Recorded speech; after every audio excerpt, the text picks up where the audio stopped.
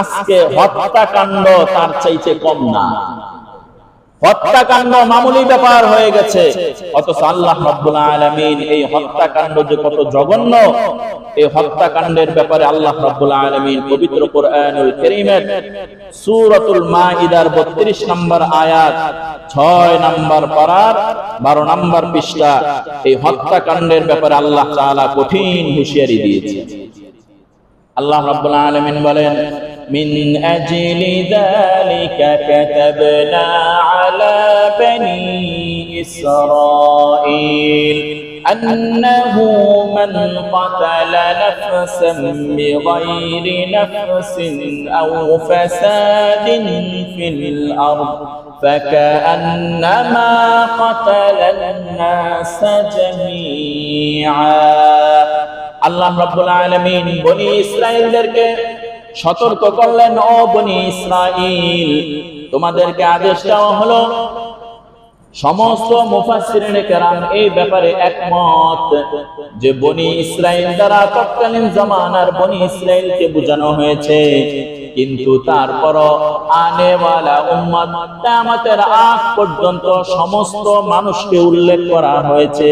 আন্নাহু, নিশ্চয়ই, মান কাতালা নাফসান বিগাইরি নাফসিন, কোন ব্যক্তি যদি অন্য আরেকজন ব্যক্তিকে নির্দোষভাবে অন্যায়ভাবে হত্যা করে, আও ফাসাদিন ফিল আরদি, জমিনের মধ্যে ফাসাদ সৃষ্টি করে, রাহাজানি করে, অরাজকতা করে, ফাকান্নামা কাতালান নাস জামিআ, সে কেমন যেন একজন মানুষকে হত্যা করে নাই, শুধু নির্দিষ্ট এলাকার মধ্যে ফাসাদ সৃষ্টি করে নাই, ফাকান্নামা কাতালান নাস জামিআ, সে কেমন যেন সমস্ত মানুষকে হত্যা করলো। একজন মানুষকে হত্যা করা, সে কেমন যেন একজন মানুষকে হত্যা করে নাই, বরং সমাজের সমস্ত মানুষকে হত্যা করেছে। আজকে যখন একটা হত্যাকাণ্ডের খবর আমাদের কানে আসে, তখন আমাদের দিল ব্যথিত হয় কিনা? আমাদের দিল ব্যথিত হয়। যদি মনে করেন না হুজুর, আমার দিল, এটা তো আমার দলের লোক মরছে, তো তাইলে আমার কি, আমার কিছু লাগে না, আমি আমার জায়গায় ঠিক আছি, তাহলে আপনি শুনে রাখেন ভাই, মনুষ্যত্ব আপনার ভিতরে নাই, মনুষ্যত্ব আপনার ভিতরে নাই। একজন মানুষ, মুসলমান ভাব, একটা প্রাণীর উপর অন্যায়ভাবে অত্যাচার করা ইসলাম এটাকে হারাম করে দিয়েছে।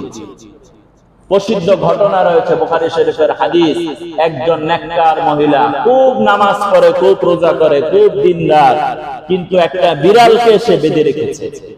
ওই বিড়ালের স্বাধীনতা খর্ব করেছে, বিড়ালকে বেঁধে রেখেছে, তাকে খাবার দেয় নাই, পোকামাকড় খেতে দেয় নাই। ওই ব্যক্তি, ওই মহিলার জন্য আল্লাহর ফায়সালা জাহান্নাম। তাহলে ওই মহিলা ভালো ছিল না খারাপ ছিল? নেককার মহিলা, তাহলে ভালো ছিল। তাহলে নিরহ একটা প্রাণীর উপর অত্যাচার কারণে তার ঠিকানা কোথায় হয়েছে? জাহান্নাম হয়েছে। আবার বুখারী শরীফের আরেক হাদিস রয়েছে, একজন ব্যভিচারিণী মহিলা, খারাপ মহিলা, জিন্দেগিতে কোনো ভালো কাজ নাই, বুঝুনি তো, খারাপ মহিলা, সে যখন হাঁটতে ছিল, একটা প্রাণী, কুকুর, তৃষ্ণার্ত কুকুর, সে দেখলো সে পানির তৃষ্ণায় কাতরাচ্ছে। ওই ব্যভিচারিণী মহিলা তার পায়ের জুতা, ওই খোরম, ওটা খুলে মোজা কুয়ার মধ্যে ফেলে ওখান থেকে তৃষ্ণার্ত কুকুরকে পানি খাওয়াইছে। আল্লাহ রাব্বুল আলামিন এই দৃশ্যটা খুব পছন্দ করেছে, ওই ব্যভিচারিণী মহিলাকে আল্লাহ মাফ করে দিয়েছে। সুবহানাল্লাহ। এই ঘটনা আপনারা শুনছেন না? ফলাফল কি? একটা নিরহ প্রাণীর উপর অত্যাচার করা ইসলাম যেটাকে হারাম বলেছে, আশরাফুল মাখলুকাত থেকে আরেকজন মানুষ হত্যা করে দেয়, এটা কিভাবে সম্ভব? একে কি মানুষ বলা চলে? আল্লাহ তাআলা আমাদেরকে হেফাজত করেন। আল্লাহ বলছেন, এভাবে কেউ হত্যা করে দিল, সে কেমন যেন মানব জাতিকে কি করলো? হত্যা করে দিল। ওয়ামান আহইয়াহা ফাকান্নামা আহইয়ান নাস জামিআ। আল্লাহ বলেন যে কেউ যদি কাউকে মুক্তি দিয়া দিল, সে কেমন যেন মানব সমাজকে মুক্তি দিয়া দিল। সুবহানাল্লাহ। সন্ধি করা, আপোষ করা, হত্যা বিগ্রহ না করা। আজকে এলাকার মধ্যে যদি একটা হত্যাকাণ্ড ঘটে, তাহলে আপনি মনে করেন কি এই হত্যাকাণ্ড কি একটা ঘরের মধ্যে সীমাবদ্ধ থাকে, না সমাজকে আলাদা করে দেয়? সমাজকেও আলাদা করে দেয়। এত বড় পাপ, এত বড় অন্যায়। তাহলে যারাই হত্যা করবে, পক্ষে হোক বিপক্ষে হোক, মানুষ তো বলেন না ভাই, পক্ষে হোক বিপক্ষে হোক, সর্বোপরি আমাদের পরিচয় আমরা মানুষ। তাহলে একজন মানুষকে অন্য মানুষকে যদি হত্যা করা হয়, কেমন যেন গোটা জাতির হত্যার এই বোঝা আপনার উপর পড়বে। পৃথিবীর বুকে প্রথম হত্যার ইতিহাস আপনারা জানেন। আদম আলাইহিস সালাতু ওয়াস সালামের সন্তান কাবিল তার ভাইকে কি করেছে? হত্যা করেছে। এই হত্যার ফলাফল কি? হত্যা তো করেছে জানেন, ফলাফল কি? কাবিল হত্যা করার পর ওই যে নির্জনে যায় কি করছে দেখেন, ভাইকে নির্জনে যায় কি করছে? হত্যা করেছে। আর এখন তো লক্ষ লক্ষ মানুষের সামনে হত্যা করা হচ্ছে। কি মিথ্যা কথা বললাম? তো কাবিল যখন তার ভাইকে হত্যা করেছে, এখন এই লাশ কি করবে? গোপন করতে হবে। তো লাশ কাঁধে নিয়ে হাঁটতেছিল। অনেক দূর যাওয়ার পর এক সময় সে ক্লান্ত, একটা মানুষ সে কাঁধে নিয়ে হাঁটা কষ্ট, ক্লান্ত হয়ে গেছে, উনি বসে রয়েছে। তখন দেখলো দুইটা কাক, একটা কাক অন্য একটা কাক ঝগড়া করতেছে। ঝগড়া করার ফলে একটা কাক অন্য একটা কাককে কি করে দিয়েছে? হত্যা করে দিয়েছে। হত্যা করার পর ওই প্রথম কাকটা বালুকে এভাবে গর্ত করলো, গর্ত করে ওই যেটাকে হত্যা করেছে ওই কাককে গর্তের মধ্যে ফেলে আবার বালু দিয়া ওটাকে মিশায়া দিল। এই যে একটা ঘটনা বললাম, এটা কোরআনুল কারীমের মধ্যে রয়েছে। তো তখন এই কাবিল বলল, হায় রে আমার আফসোস, দুর্ভাগ্য, আমি এত বড় কপাল পোড়া যে আমি আমার ভাইকে হত্যা করলাম। হত্যা করার পর কি করতে হবে সেটাও আমি জানি না।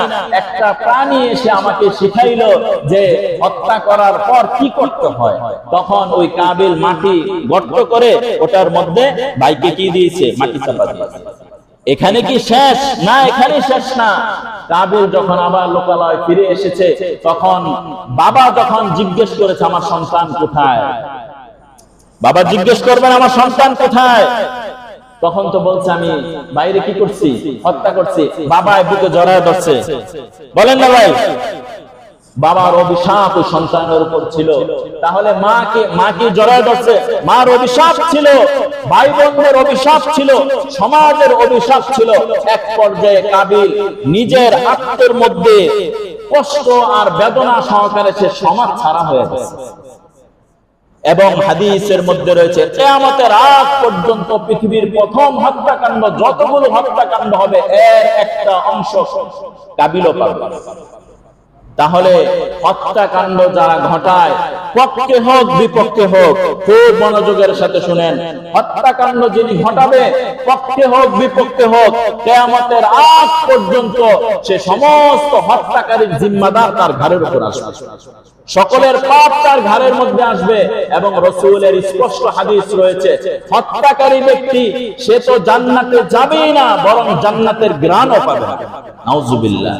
হাদিসের মধ্যে রয়েছে, প্রায় এক হাদিসে আছে 40 গজ, আরেক হাদিস আছে 70 গজ, 70 মাইল দূর থেকে জান্নাতের ঘ্রাণ পাওয়া যাবে। সুবহানাল্লাহ, জান্নাতের ঘ্রাণ এত দূর ছড়ায় যাবে। তো এই হত্যাকারী ব্যক্তি সে জান্নাতে তো যাবে না, হাদিস শুনেন, জান্নাতে যাবে না, জান্নাতের ঘ্রাণও কি পাবে না। তাহলে বুঝেন সে জান্নাত থেকে কতটা দূরে। আল্লাহ তাআলা আমাদেরকে হেফাজত করেন। এবং রাসূলের হাদিস শুনেন, আল্লাহ রাসূল বলেন, আউয়ালু মা ইউকযা বাইনান নাসি ফিদ দিমা, কিয়ামতের ময়দানে সর্বপ্রথম হত্যাকাণ্ডের বিচার হবে। এই হাদিসটি রয়েছে বুখারী শরীফের 6284 নম্বর হাদিস। বিভিন্ন হাদিস রওয়ায়াত রয়েছে নামাজের হিসাব প্রথম হবে, এবং একাধিক হাদিস রয়েছে এই রক্তের বদলার হিসাব আল্লাহ তাআলা নেবে। কারণ রক্তের এটা কে দিয়েছে? রক্ত প্রবাহিত করার ক্ষমতা তো আপনার হাতে নাই, মানুষের হাতে নাই রক্ত প্রবাহিত করা। যখন একজন মানুষ অন্য একজন মানুষের আল্লাহ তাআলার কুদরতের উপর হস্তক্ষেপ করে, তখন আল্লাহ তাআলার রাগ আর গুসা কি পরিমাণ হয়। দেশের মধ্যে আজকে শান্তি শৃঙ্খলা এগুলো নষ্ট হচ্ছে, শান্তি উঠে যাচ্ছে। কেন? মানুষ আজকে আইন নিজের হাতে তুলে নিয়েছে। আইন নিজের হাতে তুলে নিলে চলবে না, বরং আইনকে আইনের গতিতে থাকতে হবে। আবার আইনের মধ্যে যারা রয়েছে এরাও আইনের সঠিক প্রয়োগ করতে হবে, যেন মানুষের আস্থা আর বিশ্বাস আইনের উপর থাকে। কি বলেন? আল্লাহ তাআলা আমাদেরকে আইনের উপর সজ্জাশীল হওয়ার তৌফিক দান করেন।